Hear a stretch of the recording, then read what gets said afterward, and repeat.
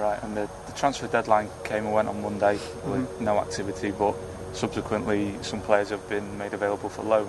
Is there any developments on that?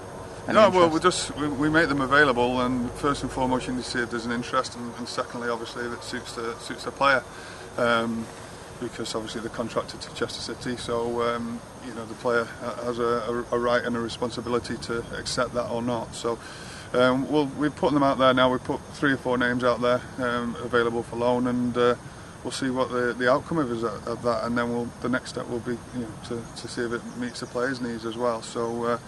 Again, it's something that's done. I mean, a bigger deal is probably made of it, but it's something that's done regularly throughout the season, because it's good for the players if the team, is doing okay, or certain players are going to have a run in the team, and others aren't. Then go and get some games under your belt, especially as we haven't got the reserve team set up this season. So you're only going to train if you're not playing. As you know, there are sort of 3 or 4 players who you quite like to bring in. Is it a case of waiting for these players to go out on loan before the likes of Eddie Johnson can sign? Well, I think we're looking at it. I mean, when you loan out, you're still registered to the club, so it's a case of permanent deals to allow Eddie to come in. But where there's certain situations, and Eddie's going to be a part of Chester City, where we've sorted a deal with him for the future, and we're just at the moment we've got to take him on board.